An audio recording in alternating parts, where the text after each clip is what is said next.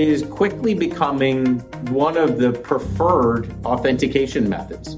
I don't have to remember what was the 4-digit PIN I set on my phone for that account versus what was my login and password versus my chip and PIN. Now I can use voice as that single authentication method across all those interactions. Hello, everyone, and welcome to the CyberWire's Hacking Humans podcast, where each week we look behind the social engineering scams, the phishing schemes, and criminal exploits that are making headlines and taking a heavy toll on organizations around the world. I'm Dave Bittner from the CyberWire, and joining me is Joe Kerrigan from the Johns Hopkins University Information Security Institute. Hello, Joe. Hi, Dave. Got some good stories to share this week, and later in the show, my conversation with Mark Horn. He is Chief Marketing Officer at Pindrop, and we're going to be talking about voice authentication. So who's got the advantage in cybersecurity, the attacker or the defender? Intelligent people differ on this, but the conventional wisdom is that the advantage goes to the attacker. But why is this?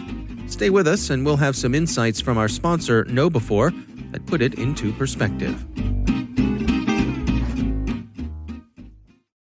All right, Joe, we've got, before we get to our stories here, we've got some follow-up here. We've actually got two bits of follow-up. Indeed. Tell you, why don't I do the first one, and then you can take the second one. Okay. So the first one comes from a listener named Nick, who says, in the latest episode of Business Phishing, Who's Biting the Bait, neither of you were sure what the play was for the catch of the day. This was last episode. Yeah, I remember that. Yep. Nick says, this was definitely a crypto scam. I only know this because I nearly fell for one of these, as much as I am ashamed to admit, since I am very security conscious. Don't be ashamed to admit it, Nick. The structure of the scam was identical to what was described. They are supposedly some young, beautiful woman from somewhere in Asia, currently living in some big U.S. city like New York. It starts off where they accidentally sent an SMS message to you by mistake.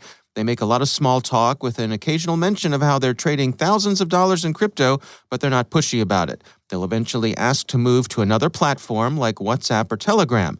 If you happen to ask about their crypto, that's when they start to hook you in.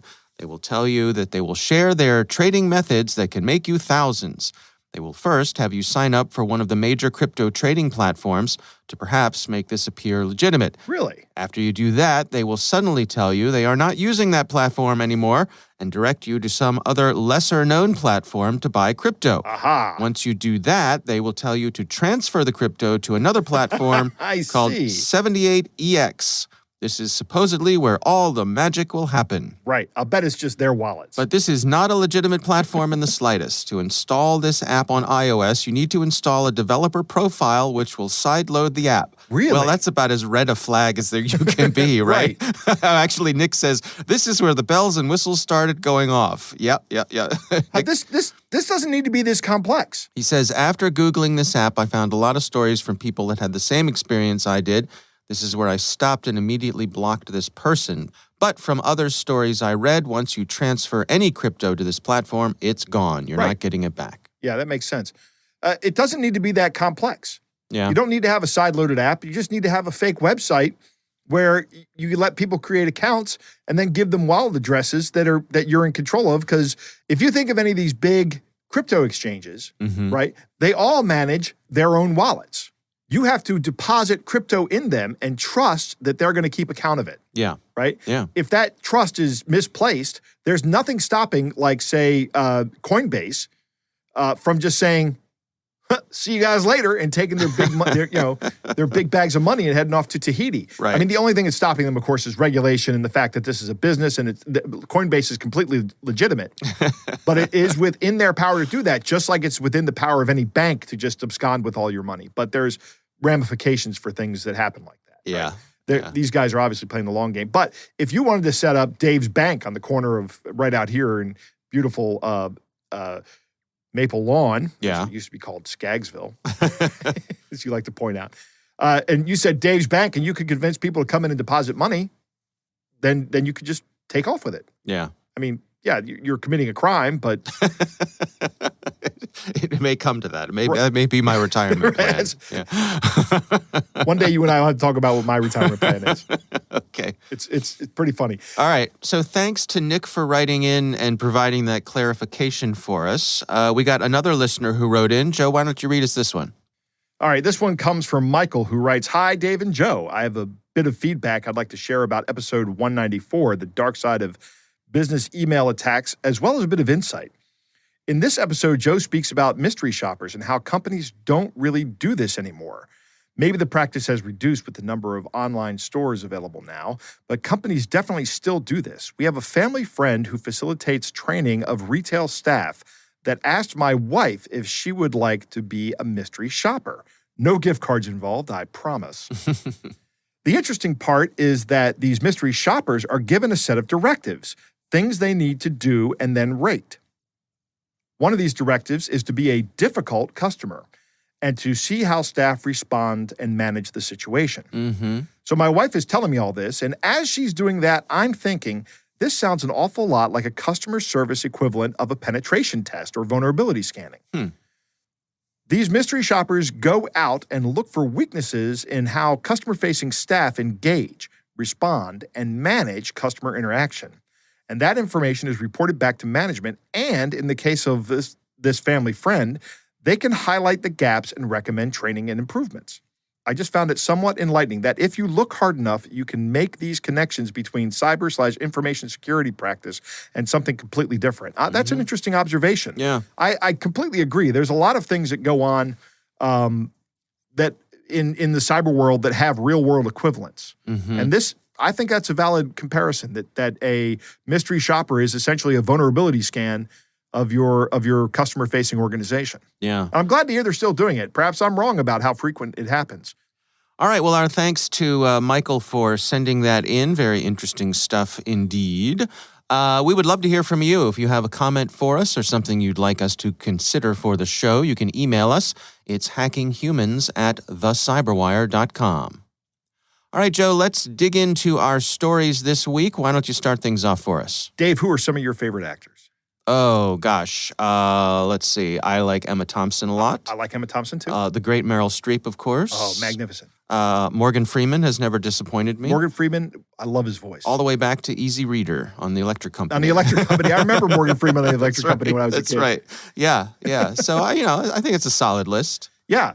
My top three are, and you and I and Rick Howard have had this conversation, and Rick says it's a weird top three to have. Okay. But my top three are Kathy Bates, Yeah. Morgan Good. Freeman, Yeah. Oh, and yeah. Brad Pitt, Okay. right? Yeah. Solid. Yep. I like, and I have my reasons for them, but mainly because these three actors have done a lot of transition between comedy and drama. Okay. And I think drama is easy to do and comedy is very hard to do. So if Okay. somebody can make the transition between the two, and Brad Pitt's comedy is all like dark comedies, you know, like not Lock, Stock, and Two Smoking Barrels. What's the Snatch, which is a fantastic movie. Okay. And then Burn After Reading, which is a great movie as well. But they're dark comedies. Okay. But if I had to pick another actor who kind of does this bridging the gap, he hasn't bridged a lot of comedy gaps lately, Yeah. right? But he's still one of my favorite actors, is Keanu Reeves. Okay. Okay, because if you think about all the way back to Bill and Ted, right? And then all the way up to like the Matrix and the trilogies and all the other things, the Matrix trilogy, all the other things he's done, the 47 Ronin. I really like him. Yeah. He's really good. He's a great action movie star as well. I'd like to see him do more comedy. I'd like to see him branch out into that. But, I also love his comic book, Berserker, which is not for kids, by the way, but it's a great storyline. Okay. But I do all this gushing about Keanu Reeves because KTLA out in Southern California has a story about a woman named Pamela Landers Okay. who was targeted by a romance scammer pretending to be Keanu Reeves. Oh. And it started with a text message. And there's some interesting things that go on in the video along with the article. There's an article, but the video is actually better to watch. Okay. The first thing that's important to note is that these scammers took weeks to prep Miss Landers. Okay? After they had been impersonating Keanu Reeves for this period of time, they begin the conversation and they ask, well, what's your net worth? I don't know if this was a red flag to Ms. Landers, but she told them she was worth about $400,000, Okay. which may or may not be accurate. I don't know. So at this point, does she it's in some part of her brain believe that she's really interacting with Keanu Reeves? I think by this point, it doesn't really say in the article, but my impression is, or from the story, but my impression is that once he starts asking about her net worth, she starts having red flags go off. But there was a point in this where she thought maybe she was yes, interacting with Keanu Reeves. That's correct. So they were convincing enough in that. They were convincing enough in that. And that's where I'm going to go eventually with this. Okay. So you're reading ahead, Dave. Sorry. That's all right. But one of the reasons is she's an accountant. Yeah. Right? And when this guy asks for money, she immediately thinks, what does Keanu Reeves, who's worth more than $300 million, need with my money? Mm-hmm. And, my $400,000 is 4 orders of magnitude less than his money. Okay. Why would he need that? Right. Right? So that is the big stop right there. Yeah. Now, I will say this. Ms. Landers is steeped in the world of finance, being an accountant. Right. Right? So this makes absolute sense to her. This makes no sense to her is what I'm trying to say. Okay. And I don't know why I said it the other way, but I did. And because of her career, this stood out as something that's completely wrong and just off the wall crazy. Yeah. But if she wasn't an accountant, she may have been susceptible to this kind of thing. Mm-hmm. Ms. Landers turned out to be a pretty bad target because of that.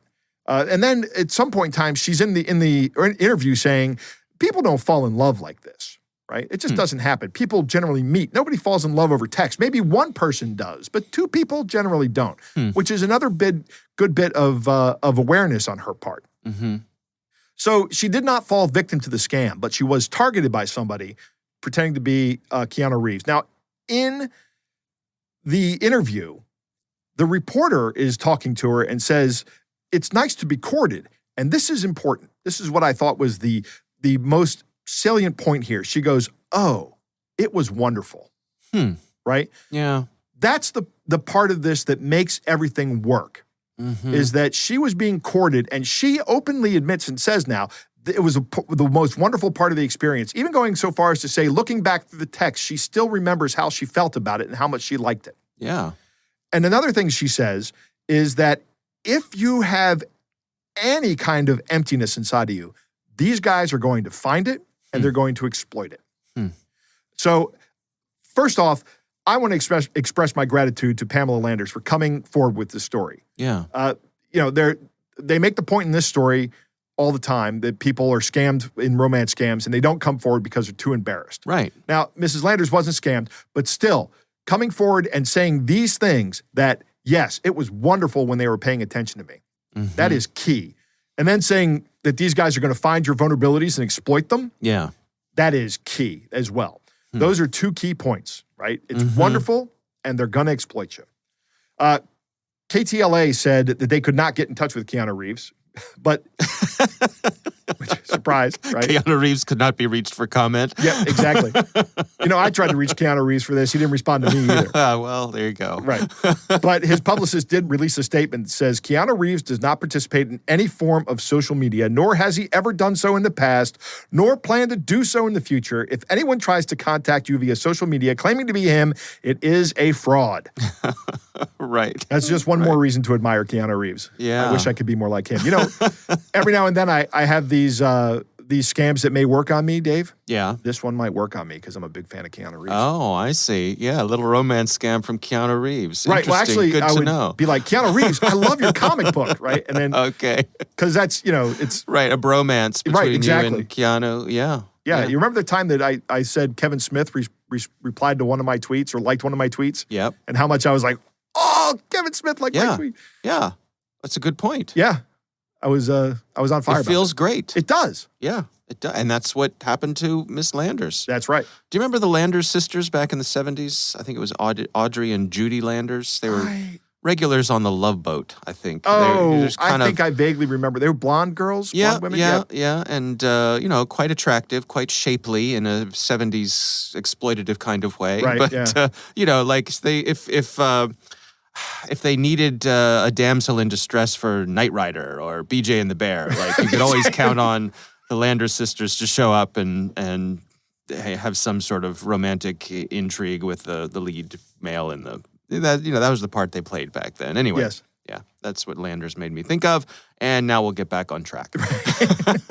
Now all I'm thinking about is an orangutan and BJ and the bear. It was a little chimpanzee. Was it a chimp? Oh, Yeah. the orangutan was in Every Which Way But Loose, That's right. Yeah. That's right. That's right. All right. Well, interesting story. We will have a link to that in the show notes. My story this week comes from the folks over at Netscope. They just released some research. They are a edge computing security and zero trust organization. All right. And they released some research that was tracking phishing downloads. And they have tracked phishing downloads having a sharp increase. They said 450% over the past year. Really? Yeah. And what they're saying is that the attackers are using SEO techniques, search engine optimization, to improve the ranking of their malicious files, particularly PDF files. Really? Mm-hmm. So if you go looking for particular types of files, and they said in this article they talked about like shareware. Of course, we know that if you're looking for like pirated software, like that's Right. that's always That's going to have malware in it. right, I mean, count on it. Yeah. It's like the oldest vector in the book, Yeah. Yeah. The other thing they talked about was how the malware folks, or the folks who are doing the phishing, are becoming more and more targeted. That the servers tend to be in the region where the people they're targeting are. So if you're in North America, the downloads are going to come from a North American server. Right. Just it draws less attention to it. It does. It seems less suspicious to any automated filtering systems. Yeah. And to you as the victim, the target. Yeah. There's a couple key points here I thought were worth highlighting. They said Trojans continue to prove effective. They said Trojans account for 77% of all cloud and web malware downloads as attackers use social engineering techniques to gain an initial foothold and to deliver a variety of next-stage payloads. Dave, I'm kind of a stickler for vocabulary. Yeah. And especially in malware. Yeah. And the old Trojan term, Yeah. I'll say, Trojan horse. right, is based on the Trojan horse Right. theory of you have a piece of software that you believe to be beneficial, but it is actually malicious. Right. And that has always had some kind of a social engineering component to it. Yeah. Somebody says, here, try this, and they run it. You run it, and it works.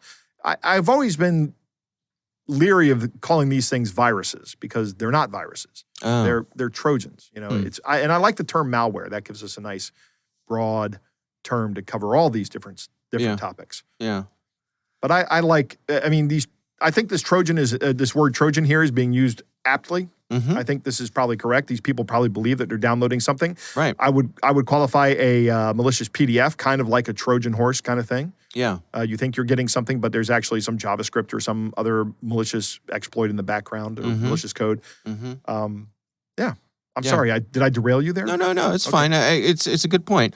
A couple other points they make here. They say cloud and web are an attacker's perfect pair. They say 47% of malware downloads originate from cloud apps, compared to 53% from traditional websites. Yeah, this makes sense. That's going to continue to shift in that direction of being more cloud app. Right. I think. They say popular cloud storage apps continue to be the source of most cloud malware downloads. Again, makes total sense. If I can host my file on Dropbox or AWS or whatever. Drive, SkyDrive, what's it called now? Microsoft Drive, whatever it is. Yeah. Google Drive. Yeah, because those servers are less likely to be flagged as being problematic because chances are they're legit stuff that you need to get to them. When you go to Dropbox, you're going to Dropbox. Right. Other interesting note here, they said Microsoft Office malware files have declined to pre-Emotet levels. Really? Yeah, so they said EXE and DLL files account for nearly half of all malware downloads as attackers continue to target Microsoft Windows, while malicious Microsoft Office files are on the decline. And they say that's probably due to the last years of proactive warnings and security controls that are looking for this very thing from some of the big vendors like Google and Microsoft. Dave, as I think back on my career, and I don't do a lot of programming in Microsoft environments, right? Right. I don't do Office programming. Yeah. I've never written a macro professionally. Okay. Right? I've never had the need to do it. Sure. But by the same token, I have very, very, very rarely found a legitimate Office file from Excel or from Word that ever required macros. Very rarely. In fact, I can only think of one spreadsheet that had a macro on it that I had to enable macros for in the entire time, in my entire career. Yeah. So when I think of this macro vector, which it requires a lot of social engineering as well, because people have to say, hey, you got to turn on macros to see what's going on. Right. That just lets the malicious code execute. Yeah. I'm always skeptical of that. I'm always immediately that's a huge red flag for me, because I know that this, again, is also a very old means of putting malicious code on your computer. Yeah. And I wonder, are there particular industry verticals that rely on macros for their day-to-day? If you're an accountant, or if you're some kind of engineer or an architect, or, I'm sure there are business types where macros are just part of everyday use of these tools. Yep. I just don't happen to be one of them. Yeah, I don't happen to be one of them. Maybe our listeners, we have listeners that write in all the time. Maybe our listeners will write in and tell us a use case or a story about a use case where they needed to use a macro for a document. Yeah. Yeah. And I guess the point is that if you are one of those folks, you need to be extra vigilant, because that's an extra vulnerability that you have there. Yep. So hopefully they're aware of that and can put in the proper mitigations to take care of themselves. All right. Well, again, that is from the folks over at Netscope. We will have a link to that in the show notes. Joe, it is time to move on to our catch of the day.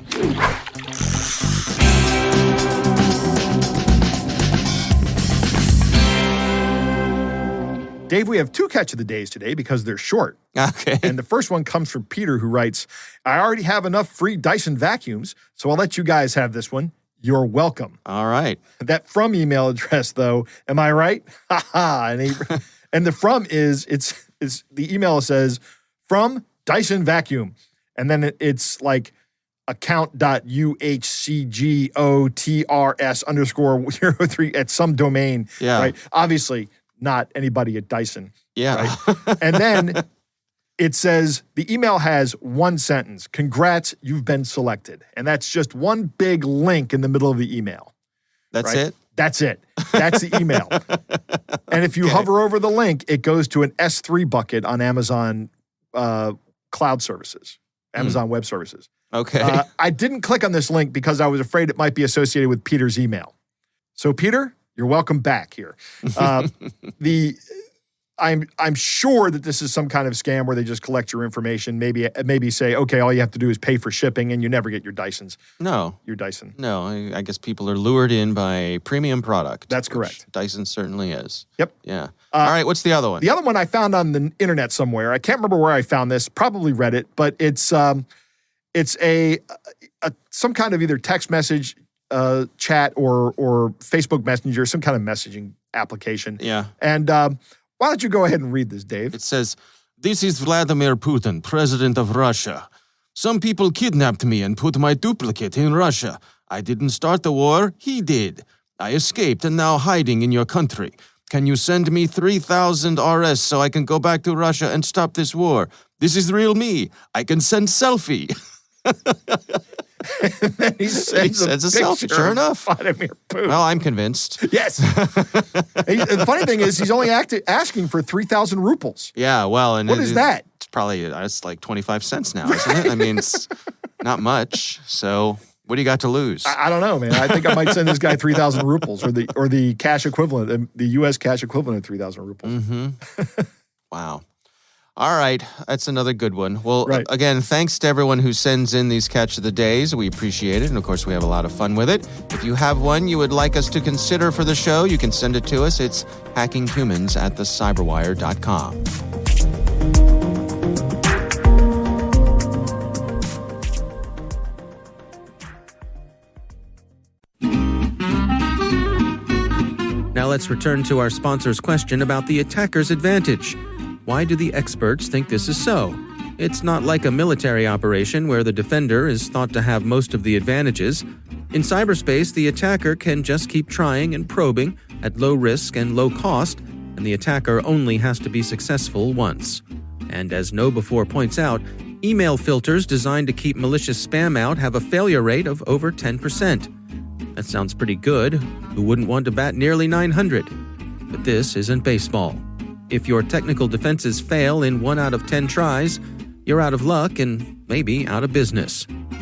The last line of defense is your human firewall. You can test that firewall with KnowBe4's free phishing test, which you can order up at knowbe4.com/fishtest. That's knowbe4.com/fishtest.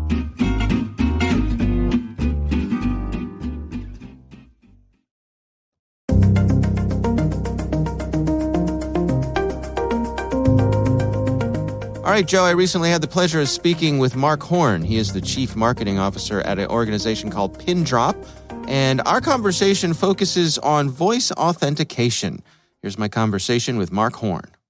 We've been in the voice business for a while, and we really wanted to understand kind of perspectives of different folks to really understand like what's their perspective on voice and using it. And so there were a couple of really interesting kind of key points of it. Of those folks that we surveyed, 71% believed that it would be extremely helpful or very helpful to put voice-enabled parental controls on streaming services to protect kids. So if I think about like the use of voice, everyone said nearly 50% of people said they use voice technology and on a daily basis. And one of the things they wanted to do is to add that layer of security. So as we started diving into it, a lot of it was around that. Another interesting data point, if we look at sort of access to things like our cars, right? Where does voice play in? Nearly 70% of those surveys believe that securely unlocking their vehicle and starting it using only their voice would be extremely helpful in day-to-day lives. 54% of all individuals surveyed believe that accessing their bank accounts at the ATM using only their voice would be extremely helpful. So as you start looking at it, right, voice is one of those really critical factors that we all take with us and is always with us, right? It's not like we forget our car keys or we forget our PIN code or passwords. Voice is one of those critical things that we can use to simplify our experiences and provide easier access. When we asked folks about authentication, over a third of them surveyed that they'd actually had their bank card stolen at some point in time. So if you think about losing information, losing your bank card, a card and PIN is one of those critical pieces. And so you can't really lose your voice. 55% of the individuals we surveyed got stressed out by digital identity verification, right? They didn't like all the CAPTCHAs, all the multi-factor authentication, like became really challenging for a lot of folks. KBAs were these knowledge-based authentication questions were one of the biggest kind of detractors from a positive experience. So there's just a couple of sort of really interesting things. When we asked about reputation, the concept of knowledge-based questions actually drove 55% of people said they felt frustrated because of it. 57% said annoyed. Very few people felt confident in the security when using some of that. So voice is a great technology to use. This survey showed that. And then when we look at where it creates challenges for people, it's around alternatives with KBAs. Yeah. Well, let's dig into some of the details here. I mean, I suppose question I have is, what happens if you do lose your voice? If you have a cold or, you've been out having a good time the night before and your throat is scratchy and sore, what happens then? Yeah, so a great question there. One of the things we've worked really hard at as a company, voice is our core business. Lots of energy on research. And so interestingly, if you think about like how your voice changes over time, your core voice is very similar. There are some nuances around it that change. Aging is one of those. And so the models that we built are actually able over time to discern, whether you've had a tough night the night before. Does it work 100% of the time? No, but once you're in the 90+% range, it works really well. Can you walk me through how it would work? I mean, if you're using your voice to log into something, let's say a bank ATM or something like that, what would be the interaction between the user and the device? Yeah, I love that question. So it happens in two parts, right? The first piece is what we call an enrollment process. And that's the first time you use it, right? Where you actually enroll your voice as part of it. And that's where you work through all of those. How do I take my voice? How do I capture it? And that just happens for us in a natural interaction. And someone validates, yep, this is Mark. We're going to enroll that voice. Once that happens, now every time I walk up to the ATM, as an example, that ATM could have a microphone in it, and I just begin to speak. And as soon as I start speaking, the system is listening for my voice and mapping my voice to the account, verifying that it's my voice and allowing me to go forward. So after you've done the quick enrollment, every time you come back, right, it uses your voice and you don't have to do anything else. So it becomes perfectly seamless. And for the ATM example, we believe that becomes touchless as well. So you can ask for the things that you want to have done and not have to actually have any physical contact with the device. Correct. Yeah. Do you find that folks are a bit skeptical of this? I mean, I think anyone who's been through a phone tree that isn't working as well as you would like it to, I think it's one of those things where having a bad experience can really sour you to the technology overall. Yeah, and I think the technology has advanced significantly. One of the few potential positives that's come out of COVID is for a lot of call centers, they've invested significantly in voice technology to create a better customer experience, right? And it started out of necessity. When they couldn't handle the call volumes, they really looked to provide voice technology to allow customers to self-serve. And self-service is terrific. You can do that through a phone tree. You can do that through natural voice, but it does require authentication. I really do have to validate this really is Mark before I allow a transaction to happen. So the authentication technology around voice is that critical unlock to enable people to do that. You can allow people through a voice-enabled IVR to do a lot of things when you have high confidence it really is the correct person who's authorized to perform those transactions.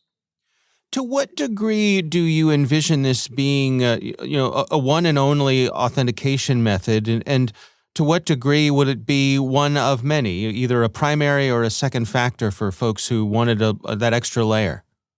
So I think it gets really interesting. I think as people are starting with it, we're starting it to be seen as a factor in a combination of uses, right?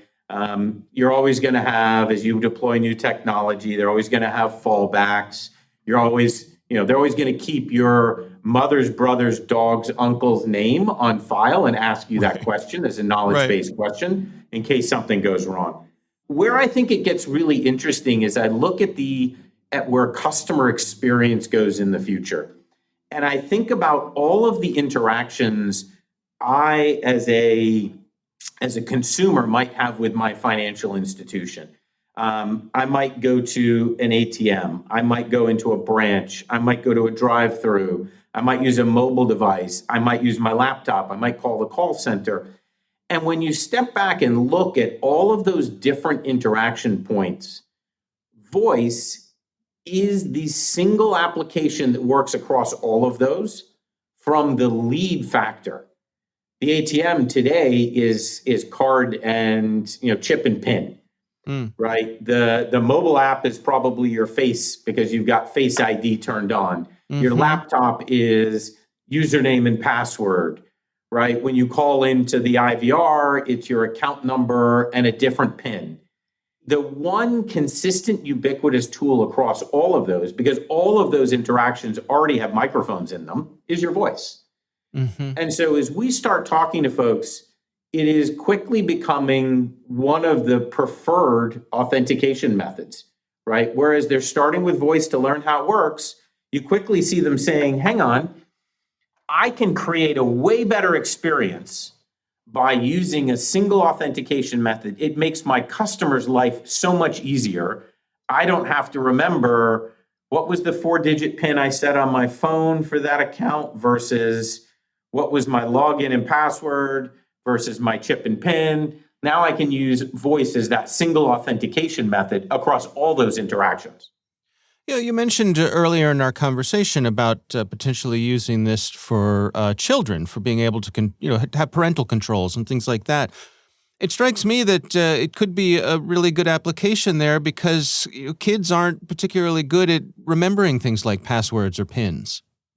Well, I think it's twofold, right? One is kids aren't great at remembering that, and then secondly, kids probably shouldn't be doing certain things. So we did about 12 months ago, we launched a project with TiVo that allows you to use your voice to prevent people from watching certain content on streaming TVs, right? As a perfect example. So now your voice unlocks particular movies that kids shouldn't watch, right?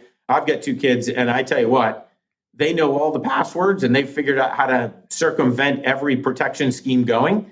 And so being able to lock that down with my voice is one great application.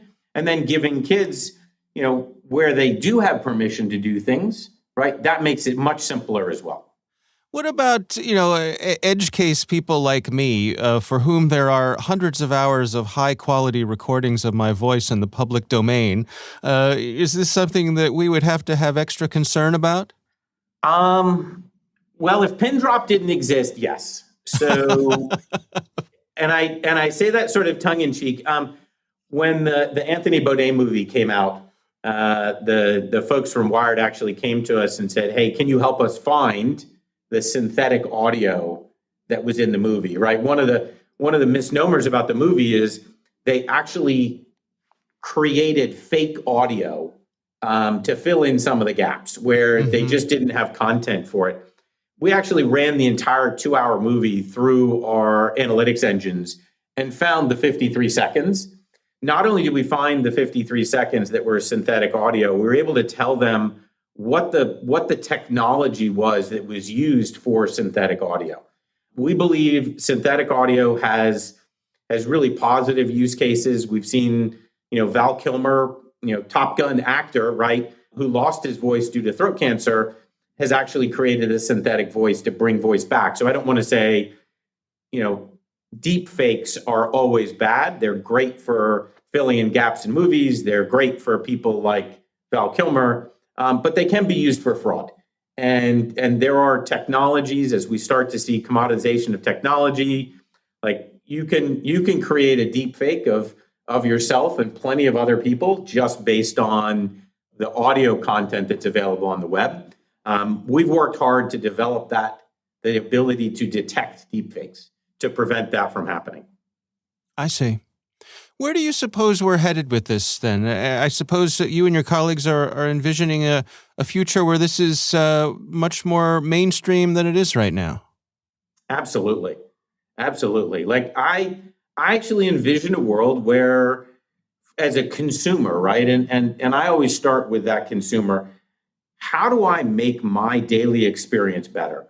Right? As I think about all the interactions I have with technology throughout the day, where just using my voice would make it more natural, but they are transactions that require security. If I think about where the iPhone evolved, right? When the iPhone first came out, they didn't have the concept of identity of who was using it, and your best 2 apps were that lighter app, right, that you see everyone using at concerts now, and I think there was a drink a beer app. But once you were able to identify who the user was with high confidence, you started to see mobile banking apps come out. I think voice takes that to the next level.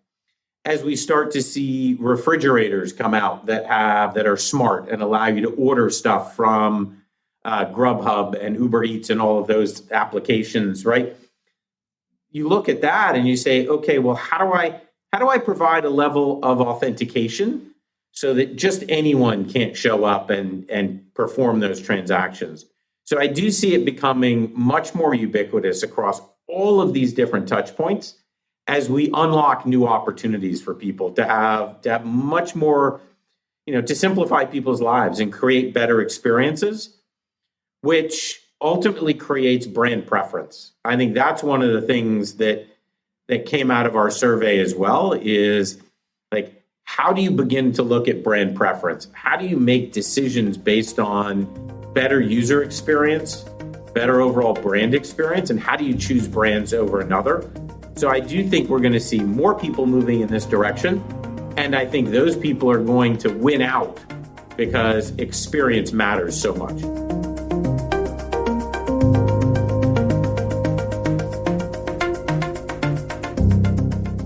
Joe, what do you think? Interesting interview, Dave. 71% would like voice-enabled parental controls on streaming services. I think this is a perfect use case for voice authentication. Yeah. Because if you're going to watch something that's adult in nature, right? I don't know, maybe one of Keanu Reeves' new movies, or something from the '70s with the Landers sisters, right? You don't want your kids watching that, right? Your device could say, "Hey, is this you?" And you go, "Yeah, this is me," and then it authenticates you. But if your kid goes, "Yeah, it's me," nope, right? Sorry, exactly. Billy. Right. 68% think using their voice at an ATM would be helpful. I am not in that group, Dave. How come? I don't know. I like the chip and pin solution that we have. Yeah. I don't know why I don't like the solution.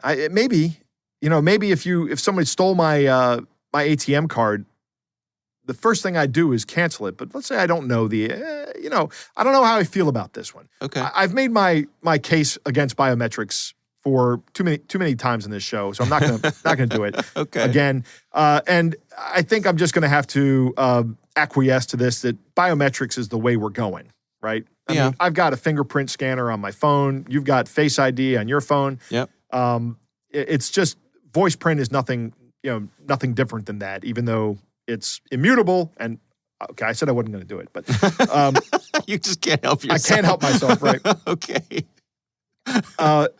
Mark makes a point about knowledge-based authentication. Mm-hmm. Knowledge-based authentication can be frustrating to use, and it can be very easy to answer the questions correctly if you, when you fill them out, answer them honestly. Mm-hmm. The case in point of this I always think of is when Sarah Palin was on the McCain-Palin ticket and her Yahoo email was hacked, not because she had a weak password, but because Yahoo used knowledge-based authentication for a password reset workflow. Oh. And she had answered all those questions honestly, like what high school did you go to? All the information that was necessary to do that was on Wikipedia. Right. What foreign countries can you see from your house?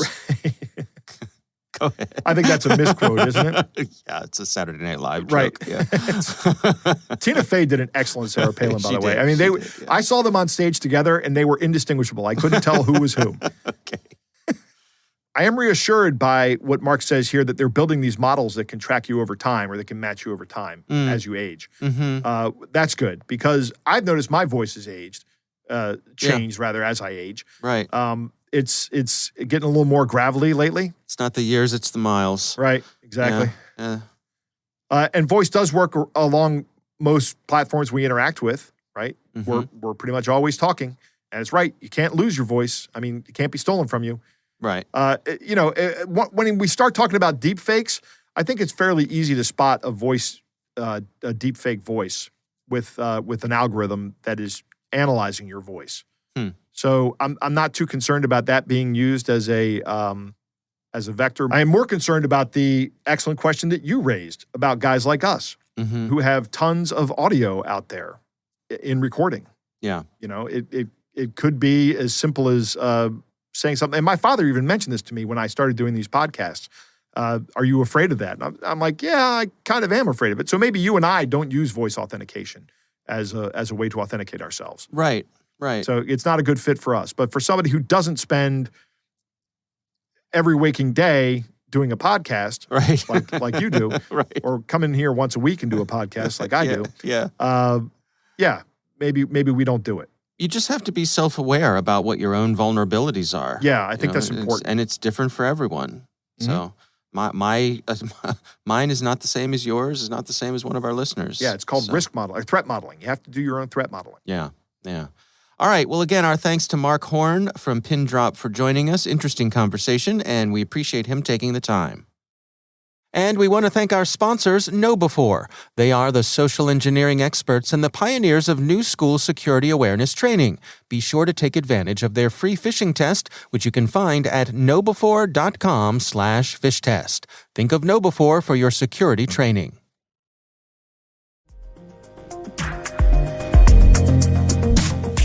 That is our show. We want to thank all of you for listening. We want to thank the Johns Hopkins University Information Security Institute for their participation. You can learn more at isi.jhu.edu. The Hacking Humans podcast is proudly produced in Maryland at the startup studios of Data Tribe, where they're co-building the next generation of cybersecurity teams and technologies. Our senior producer is Jennifer Iben. Our executive editor is Peter Kilpie. I'm Dave Bittner. And I'm Joe Kerrigan. Thanks for listening.